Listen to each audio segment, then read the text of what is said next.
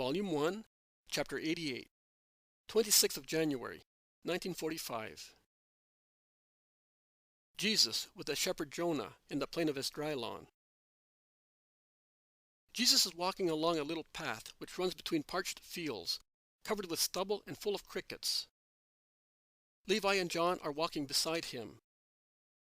Behind in a group are Joseph, Judas, and Simon. It is night, but there is no relief from the heat. The soil seems to be still burning after the great heat of the day.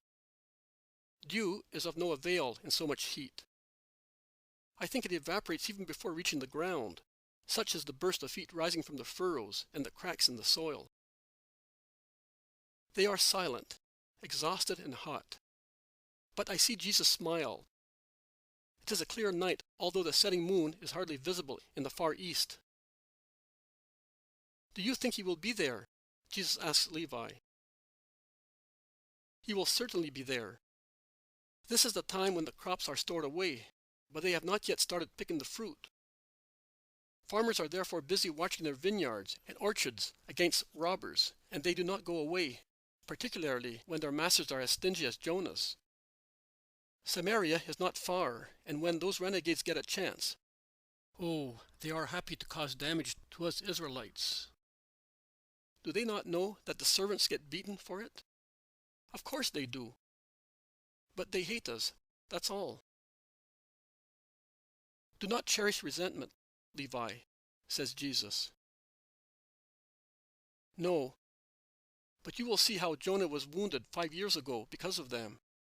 Since then, he lives watching at night, because the scourge is a cruel punishment. Is there a long way to go?" "No, Master. See where this dreariness ends, and there is a dark area? The orchards of Doras, the cruel Pharisee, are there. If you will allow me, I will go on in front of you, to let Jonah hear me." "Yes, go." "Are all the Pharisees like that, my Lord?" asks John. "Oh, I would not like to be in their service. I prefer my boat." "Is your boat your dearest thing?" asks Jesus, half serious. "No, you are. It was the boat when I did not know that love was on the earth," answers John promptly. Jesus smiles at his impetuosity. "You did not know that love was on the earth? And how were you born then, if your father did not love your mother?" asks Jesus, jokingly. "That love is beautiful, but it does not attract me. You are my love. You are the love on earth for poor John." Jesus embraces him and says, "I was anxious to hear you say so. Love is greedy for love, and man gives and will always give tiny drops to its thirst, like these which are falling from the sky and are so small that they vanish mid-air in the great summer heat. Also man's drops of love will vanish mid-air, killed by the heat of too many things. Hearts will still squeeze them out, but interests, love, business, greed, so many human things will burn them. And what will rise to Jesus? Oh, too little. There remains the few surviving human pulsations, man's throbs interested in asking, and asking, in urgent need. To love me out of pure love will be the characteristic of few people, of people like John. Look at an ear of corn grown after the end of the season. It is perhaps a seed that fell at harvest time, but it was able to spring up, to resist sunshine and dry weather, to grow up, to form an ear. Feel it. It is already formed. In these stripped fields, it is the only living thing. Before long, the ripe grains will fall on the ground, breaking the smooth husk that holds them close to the stem, and they will become charity food for the little birds, or yielding 100%. They will grow again, and before winter brings the plow back to the earth, they will be ripe once again, and will satisfy the hunger of many birds, already starving in the dreariest season. See, my John, what one brave seed can do? And the few people that will love me out of pure love will be like that. One only will satisfy the hunger of many. One only will make beautiful the area which before was ugly. One only will give life where there was death, and all the hungry ones will come to that one. They will eat a grain of its active love, and then, selfish and absent-minded, they will fly away. But also, without knowing it, that grain will put vital germs in their blood, in their souls, and they will come back. And today, tomorrow, and the day after, as Isaac said, the knowledge of the love will increase in their hearts. The stripped stem will no longer be a living thing, a parched straw. But how much good from its sacrifice, and how much reward for its sacrifice.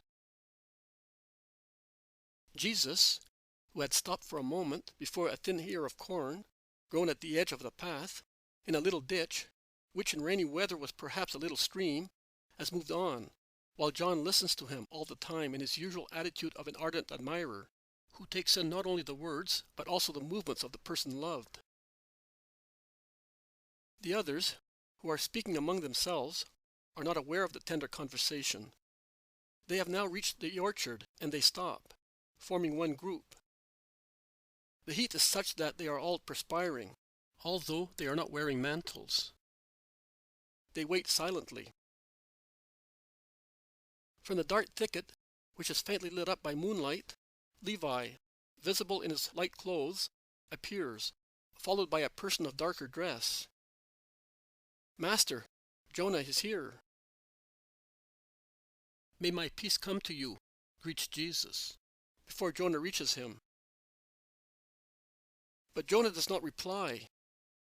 He runs and throws himself weeping at his feet and kisses them. When he is fit to speak, he says, "How long I have waited for you! How long! How depressing it was to feel that my life was passing away, that death was approaching, and I had to say, 'I have not seen him.' And yet, no, not all hopes were destroyed. Not even when I was about to die. I would say, 'She said so. You will serve him again,' and she could not have said something that was not true. She is the mother of the Emmanuel. No one, therefore, possesses God more than she does, and who has God knows what is of God. Get up. She sends you her greetings. You have been near her, and you are still near her. She lives at Nazareth." "You? She? At Nazareth? Oh, I wish I had known.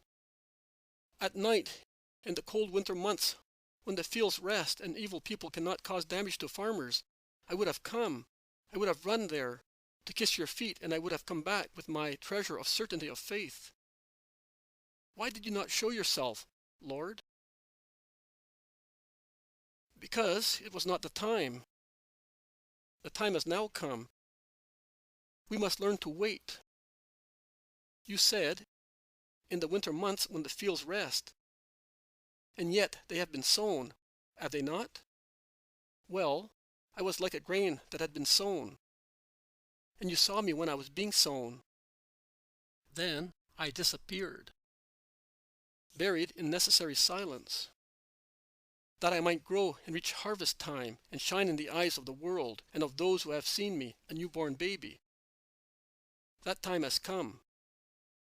The newborn is now ready to be the bread of the world. And I am looking first for my faithful ones, and I say to them, 'Come, I will satisfy your hunger.'" The man is listening to him, smiling happily, and he keeps saying to himself, "Oh, you are really here. You are really here." "You were about to die? When?" "When I was thrashed to death, because they had stripped 2 vineyards. Look how many wounds." He lowers his tunic and shows his shoulders all marked by irregular scars. "He beat me with an iron rod. He counted the bunches of grapes that had been picked. He could see where the stalks had been torn off, and he gave me a blow for every bunch. And then he left me there, half dead. Mary helped me. She is the young wife of a friend of mine, and she has always been fond of me. Her father was the land agent before me, and when I came here, I became fond of the little girl, because her name was Mary. She took care of me, and I recovered after 2 months, for the sores had become infected because of the heat, and had given me a high temperature. I said to the God of Israel, "It does not matter. Let me see your Messiah again, and this misfortune is of no importance to me. Accept it as a sacrifice. I can never offer you a sacrifice. I am the servant of a cruel man, and you know. He does not even allow me to come to your altar at Passover. Accept me as a victim, but give me him. And the Most High has satisfied you. Jonah, do you wish to serve me, as your friends are already doing?"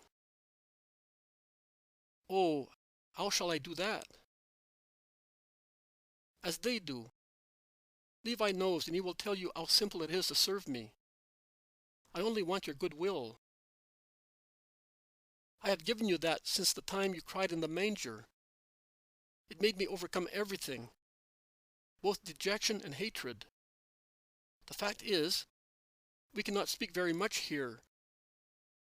The master once kicked me because I was insisting that you existed. But when he was away, and with those I could trust, oh, I did tell the wonder of that night. And now tell the wonder of your meeting. I have found almost everyone, and everyone is faithful.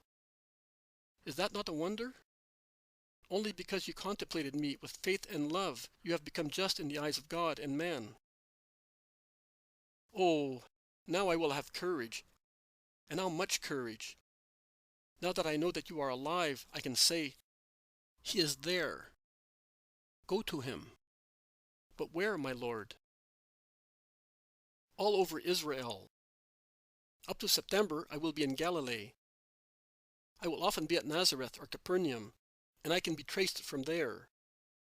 After, I will be everywhere. I have come to gather the sheep of Israel." "Oh, my Lord, you will find many billy goats. Beware of the great ones in Israel.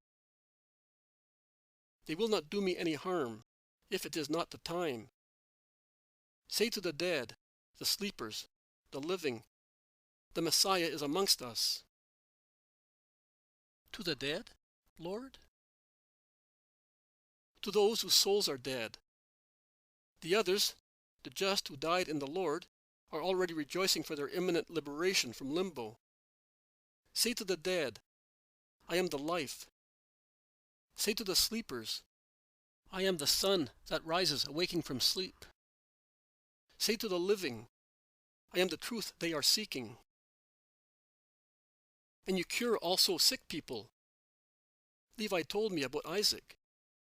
Is the miracle only for him, because he is your shepherd, or is it for everybody? For good people, a miracle is just a reward.